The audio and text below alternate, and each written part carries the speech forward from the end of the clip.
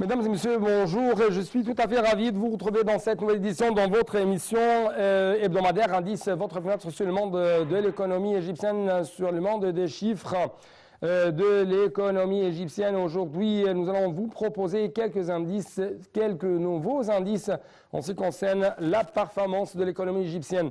Justement, durant les derniers jours, il y avait des rapports publiés de la part de quelques institutions, que ce soit national ou international, en ce qui concerne l'évolution de l'économie égyptienne pendant les crises du coronavirus et les autres crises comme les crises d'inflation, les crises de manque, ou les crises de la sécurité alimentaire qui frappent le monde entier. Justement, pour arriver à avoir plus d'éclaircissements, j'ai enfin le plaisir d'avoir avec nous, à partir de France, ou depuis de France, M. Jean Messeha, notre grand analyste politique et économique. M. Jean Messeha, vous êtes toujours le bienvenu sur l'ANTV International. Merci beaucoup, merci pour votre invitation. Merci beaucoup, Monsieur Jean Messeha. Justement, pour commencer, en fait, le service d'information du gouvernement SIG a affirmé la poursuite de la performance forte et des indicateurs positifs de l'économie égyptienne tout en préservant ses acquis et surmontant les crises à la lumière de la mise en œuvre rationnelle des politiques de la réforme économique et structurelle menée par l'État au cours des dernières années. En fait, ce rapport publié par le SIG, ou le service d'information du gouvernement, a évoqué la poursuite de la croissance économique pour la deuxième année consécutive lors de la crise du coronavirus, enregistrant ainsi 3,3% en 2020-2021. Donc, c'est presque les grandes données ou la grande déclaration faite par ce rapport. Mais justement, vous avez des explications pour ça, n'est-ce pas? Oui, alors, disons que la croissance égyptienne est repartie très fortement l'année dernière et les projections pour cette année sont également très prometteuses. Cela étant, le potentiel de l'économie égyptienne en termes de croissance n'a pas encore été atteint. Je pense qu'il y a un redémarrage, un peu comme le reste du monde d'ailleurs, mais peut-être plus fortement en Égypte, de l'activité économique consécutivement à la crise du Covid, qui, comme vous le savez, avait fortement impacté l'activité commerciale, l'activité d'échange, etc. Et effectivement, à mesure que l'on sort de cette crise du coronavirus, à la fois par les politiques gouvernementales en termes sanitaires, de vaccination, d'isolement, de tests, d'hospitalisation, etc., eh bien, le retour à la vie normale eh bien, provoque mécaniquement un retour de l'activité économique. Donc pour cela, l'Égypte suit un peu la tendance mondiale, même si ses performances sont un petit peu au-dessus. Oui, oui. Mais justement, par exemple, le rapport a souligné l'annonce par l'agence de notation Fitch que l'Égypte était l'un des rares pays à avoir connu une croissance économique positive tout au long de la crise de Covid-19. Et même, il y avait des indices très importants en ce qui concerne, par exemple, le chômage. Le rapport a indiqué que des niveaux bas ont été atteints pour la deuxième année consécutive pendant la crise du coronavirus, marquant ainsi 7,5% au troisième trimestre 2021 contre 7,3% au même trimestre de 2020. Donc, ce sont des indices très importants, mais toujours nous attendons votre analyse, votre commentaire. Oui, alors c'est vrai que, en fait, je pense que l'Égypte, un peu comme tous les pays qui sont à la fois jeunes, très jeunes dans leur population, et avec un pouvoir, je dirais, fort, ont pu circonscrire les effets de la crise. Et je pense qu'à la fois la jeunesse de la population égyptienne et les mesures extrêmement vigoureuses prises par les autorités égyptiennes et en particulier l'armée pour traiter, isoler, etc., a fait que effectivement l'impact du Covid sur l'Égypte n'a pas été le même que dans des pays où la population est un peu plus âgée et où les mesures ont un peu tardé à être mises en œuvre, comme c'est le cas de certains pays européens par exemple. Et donc évidemment, les deux combinés, c'est-à-dire une population plutôt jeune, conjuguée à des efforts gouvernementaux très précoces et très forts pour circonscrire les effets de la crise, ça a fait que l'impact a été moins brutal et moins violent sur l'activité économique et tous les indicateurs économiques, à commencer par le chômage, bien entendu. Oui, oui.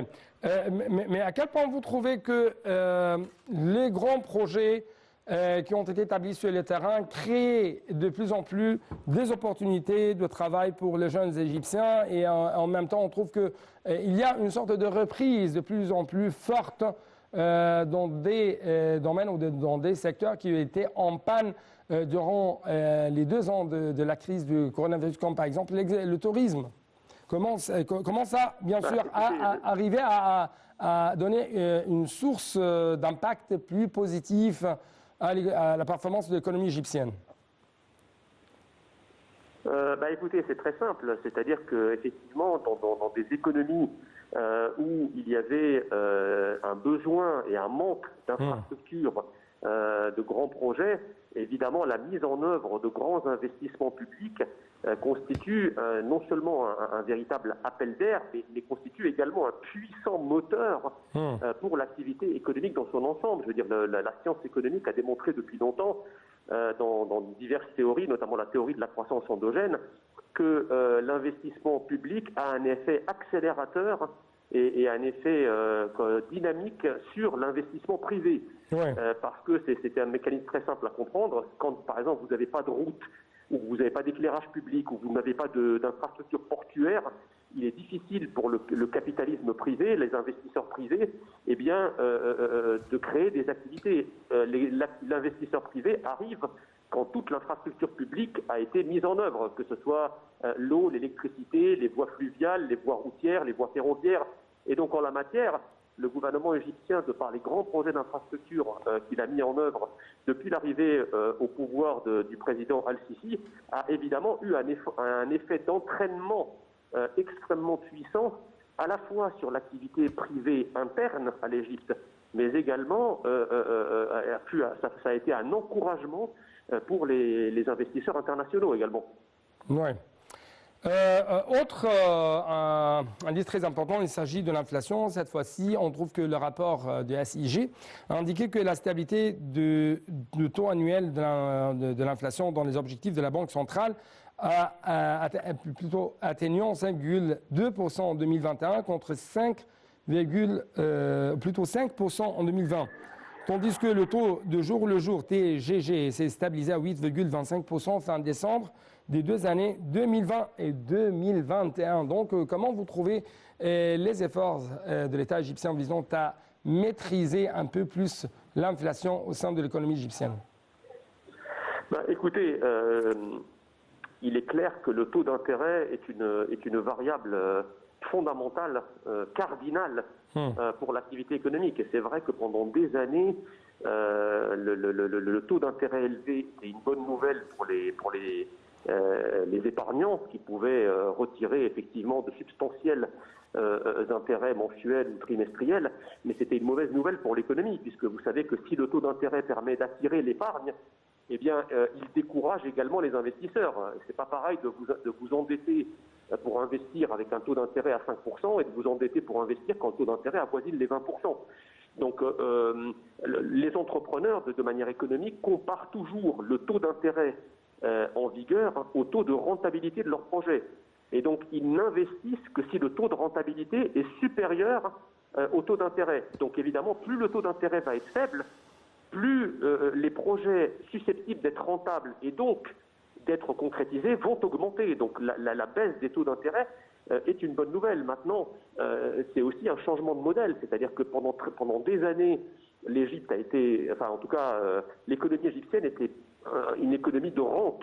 C'est-à-dire vous aviez toute une partie de la population égyptienne qui avait fait des économies parce que ils venaient des pays du Golfe où ils avaient économisé un petit capital et donc vivaient en quelque sorte sur les intérêts de ce capital. Donc là, on est en train de changer de modèle, on est en train de passer d'une économie de rente à une économie du travail, à une économie de l'emploi, à une économie de l'investissement.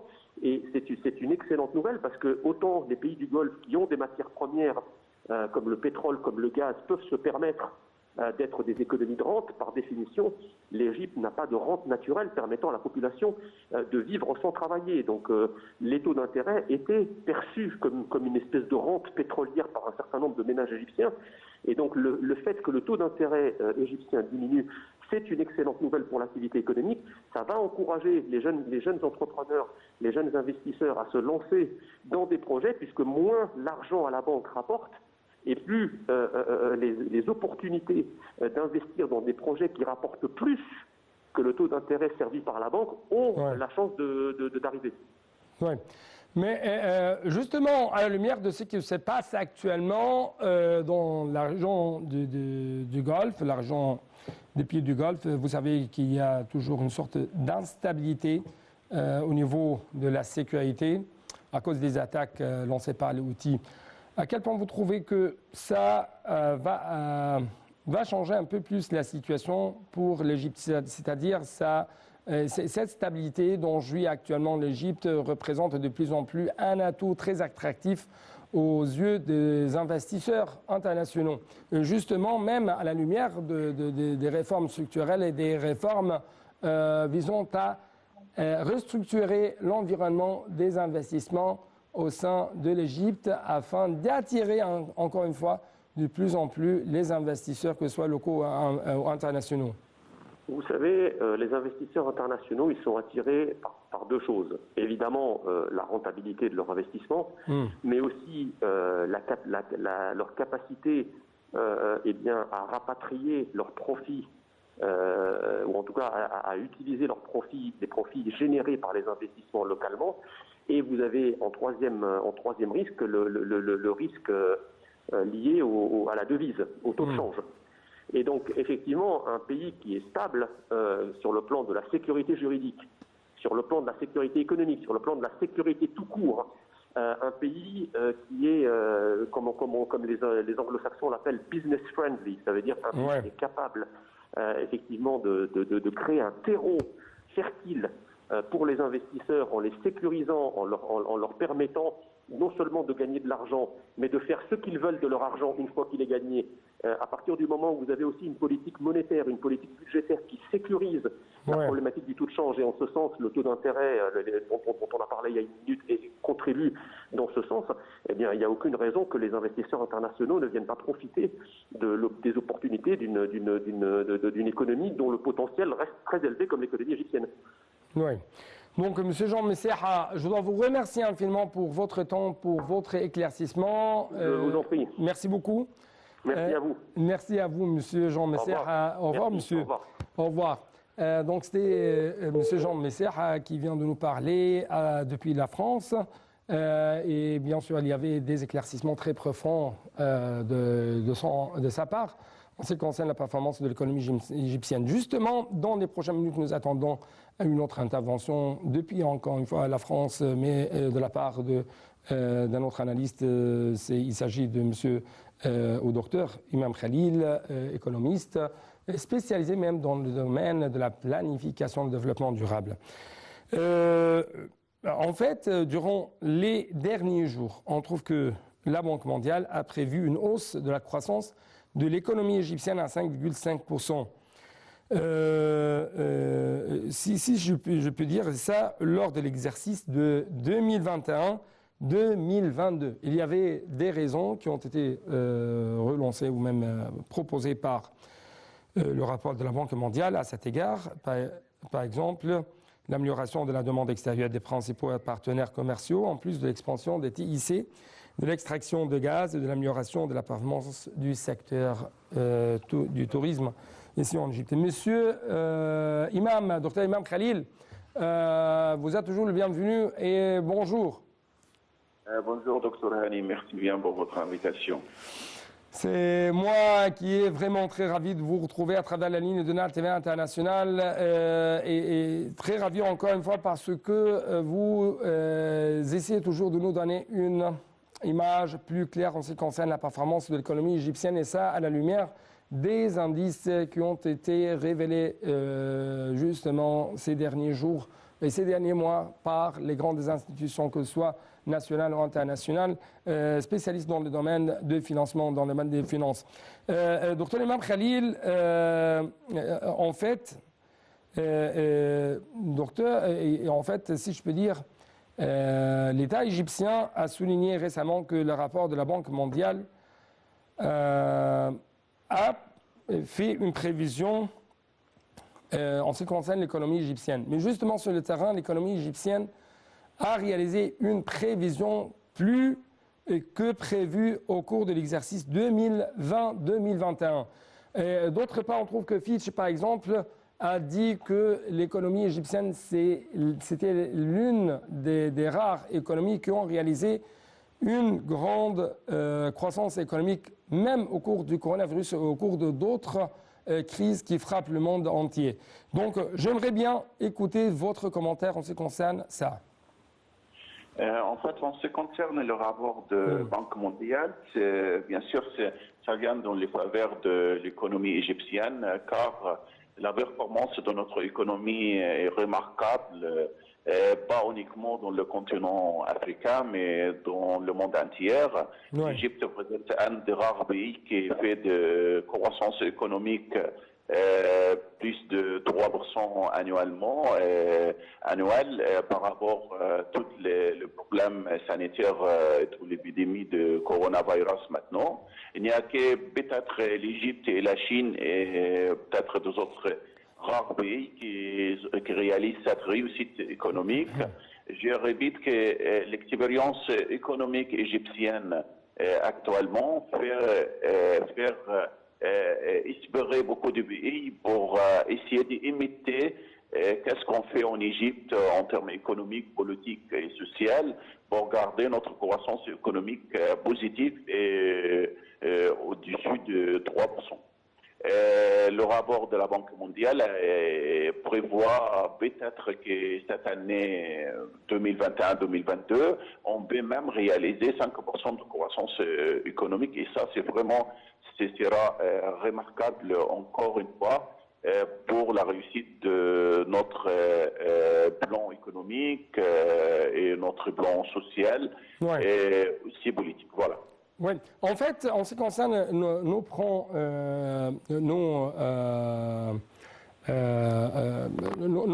de protection sociale, par exemple, on trouve que la FMI a dit que le président égyptien Fattah el-Sisi a relié l'initiative e-décente aux objectifs de développement durable. Donc, comment vous trouvez l'importance de cette relation que l'Égypte essaye, ou l'État égyptien essaye d'effectuer sur le terrain afin de relier tous les domaines pour, par exemple, arriver à rassurer une vie décente. Donc, il faut arriver à avoir une bonne assurance en ce qui concerne les opportunités de travail, un changement dans la qualité de vie, et ainsi de suite.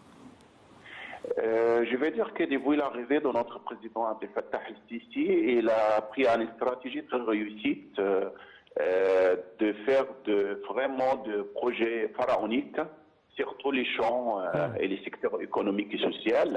Le projet ou l'initiative de vie décente en Égypte a un projet très prometteur qui est connu sans exagérer, connu sur le niveau international, à l'échelle internationale, car c'est un projet gigantesque et pharaonique qui va améliorer la vie de plein de citoyens égyptiens. Avant, il y avait toujours des décalages entre le développement économique dans les villes ou dans certaines zones en Égypte. Et on a ignoré malheureusement pendant longtemps la vie quotidienne et le niveau de vie des paysans, surtout dans les villages égyptiens, qui représentent peut-être 55% de population. Ce projet va permettre bien sûr de rendre les plupart des villages égyptiens, qui est peut-être plus de 4000 villages, va le rendre des villages encore plus productifs en termes économiques et va améliorer le niveau de vie de tous les paysans de façon qu'on ne va pas sentir les grands écarts entre les services publics et le niveau de vie entre les villages et les villes comme ici en Europe. Et ce projet, il était félicité par toutes les organisations mondiales et les associations sociales aussi, soit en Égypte, soit ailleurs de l'Égypte. Ce projet, c'est notre président qui donne beaucoup plus d'accent sur ce projet parce que ça va changer le donne en Égypte, ça va même ramener l'Égypte pour réaliser tout ce qu'on souhaite dans le plan, sur le plan économique de 2030. Oui. À quel point vous trouvez que de plus en plus le monde entier, les différents partenaires économiques ont de confiance de plus en plus croissante à l'égard de l'Égypte, de l'économie égyptienne, de l'administration égyptienne, notamment en ce qui concerne la gestion des crises, que ce soit à l'extérieur, à l'intérieur des pays. Je parle de ça à la lumière de dernier rapport, dernier indice en ce qui concerne les revenus du canal de Suez. Ils ont augmenté de 5,6 milliards de dollars en 2020 à 6,3 milliards de dollars en 2021, enregistrant le revenu annuel le plus élevé jamais réalisé par le canal de Suez, et ce malgré les crises de coronavirus et les autres crises, par exemple de navires de Ever Given. Donc, vous avez des explications à ce propos? Bien sûr. Tout d'abord, j'avais l'honneur d'être sur le plateau dans la journée de... Oui, voilà, de Canal de Suez, lorsque notre président a inauguré, oui, voilà, le Canal de Suez. J'ai bien dit dans cette époque que ce projet est prometteur parce que ça va faire augmenter notre revenu annuel de Canal de Suez de façon consécutive. Et voilà, c'est le résultat actuel qu'on vient de dépasser les 6 milliards de dollars cette année pour la première fois dans notre histoire. Et cette augmentation, malgré tous les problèmes sanitaires, tout le problème d'épidémie coronavirus, ça mérite vraiment de refléter comment les planifications économiques en ce qui concerne le canal de Suez a réussi de mettre vraiment un projet important. Il faut savoir qu'on a dépassé maintenant le fait que faire passer tous les navires par le canal de Suez. Ouais. Maintenant, il y a une zone industrielle internationale autour du canal de Suez qui va aussi participer de faire augmentation, de faire de l'Égypte une zone de, comment dire, une zone logistique qui est liée les pays européens, les pays du Nord, avec tout le continent africain, de façon que je suis sûr dans les 2-3 années qui viennent, on va même dépasser le chiffre de 8 milliards de revenus annuels pour le canal de Suez. En plus, toutes les valeurs ajoutées qui va venir grâce au projet de zone industrielle autour du canal de Suez. Oui, mais quel est l'effet de la localisation des industries sur le renforcement de l'économie égyptienne, sur l'accroissement de la productivité au sein de l'économie égyptienne? Oui, en fait, l'industrie, c'est un sujet qui était malheureusement ignoré pendant longtemps avant l'arrivée de notre président. Maintenant, depuis son arrivée, tout d'abord, il y avait une initiative pour aider, dans cette époque, je crois, depuis quelques années, et il y a une initiative pour aider 3000 usines de reprendre les activités normales pour produire, pour reproduire et participer au marché de production. Et ensuite, toutes les réformes administratives, fiscales qui étaient faites pour encourager les investissements dans le domaine industriel. L'industrie, ils ont beaucoup de valeur ajoutée pour le produit. Maintenant, on travaille sur notre matière première pour lui donner du valeur ajoutée, de façon que l'industrie participe beaucoup mieux qu'avant dans notre économie.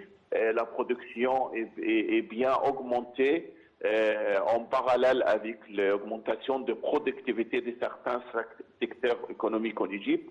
Et tout ça, ça va donner beaucoup plus d'avantages pour notre exportation. On remarque maintenant qu'on a beaucoup plus d'exportations hors de produits pétrolière.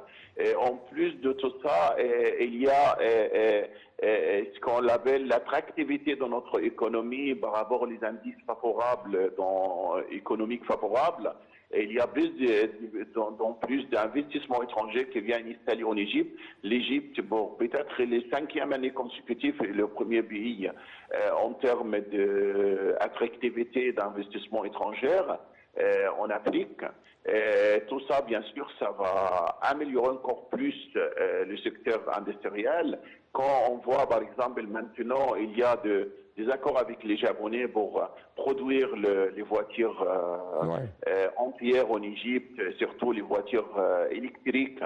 Il y a des autres accords avec deux autres entreprises pour produire les grandes voitures de train et de métro en Égypte. Tout ça, ça va amener l'Égypte pour une deuxième étape de développement économique important.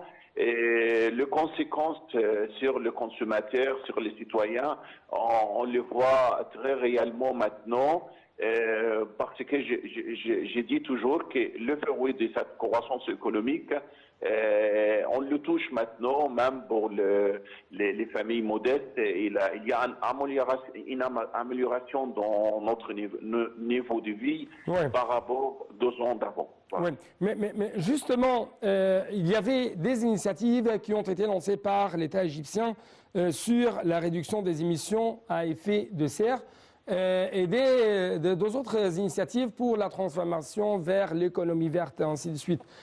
Justement, ma question porte sur les complexes industriels respectueux de l'environnement. Permet vraiment d'arriver à avoir des opportunités d'investissement de plus en plus grands de la part des investisseurs étrangers, oui ou non? Bien sûr, oui, parce qu'en l'Égypte, elle était toujours en accord avec les Nations Unies pour protéger l'environnement, pour essayer d'éviter la pollution, soit en Afrique, soit à l'échelle mondiale. Donc, il y a des règles, c'est pour ça que j'ai incité les règles administratives en ce qui concerne le secteur industriel en Égypte. Ce règle qui permet d'améliorer l'environnement, pour protéger notre environnement en Égypte, des signes qu'on a toujours en coopération avec l'organisation nationale, soit du commerce, soit les autres nationales de santé, pardon, et les autres organisations qui s'occupent de l'environnement. On va à bientôt, je crois, à Sharm el-Sheikh avoir une grande conférence qui concerne le climat qui va être organisée par l'Égypte. Et ça, c'est une grande, pour moi, événement qui va aussi présenter comment on peut amener ce concept pour la plupart des pays au monde. Donc, bien sûr, ça participe positivement dans notre investissement et à travers les investissements. J'ai une autre question. Aucune diminution des surfaces cultivées en blé au cours de l'année actuelle sur le terrain égyptien. Comment vous trouvez la manière avec laquelle l'Égypte gère la question de la sécurité alimentaire, mais aussi comment vous trouvez cette impulsion dans le domaine, cette impulsion bien sûr réalisée dans le domaine des exportations égyptiennes durant l'année écoulée? Je vais commencer par l'exportation égyptienne de produits agricoles qui a augmenté cette année de façon remarquable, qui montre qu'il y a beaucoup plus de production dans ce secteur par rapport les années avant et des qualités aussi, parce que vu les normes au marché européen et même dans tous les marchés maintenant, les normes sanitaires. Donc l'Égypte, il utilise de plus en plus de façon propre pour faire l'agriculture chez nous. Je veux dire aussi que l'Égypte met beaucoup d'actions sur la terre agricole. C'est-à-dire on a augmenté la surface exploitée en Égypte de 6 millions faddan à environ 8 millions,3 maintenant, de façon qu'on a augmenté notre capacité de production alimentaire parce que le terme de sécurité alimentaire a pris beaucoup d'importance, surtout chez le présidentiel et le président Abdel Fattah el-Sisi en Égypte. De façon maintenant, même qu'on voyait en termes d'inflation, en termes de prix de matière, de matière alimentation, l'inflation, elle était chutée. Il y avait une période, l'inflation arrivait à 23%. Maintenant, il y a une chute de cet indice. Et tout ça, ça montre les bonnes performances du secteur alimentaire, du secteur agricole, en parallèle du secteur industriel. Docteur Imam, vraiment, vous avez donné une image très claire en ce qui concerne ces indices.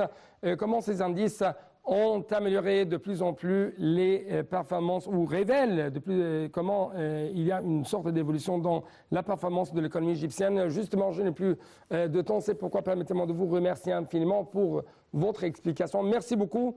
Et donc, c'est la même chose à vous, chers téléspectateurs. Merci et à la prochaine.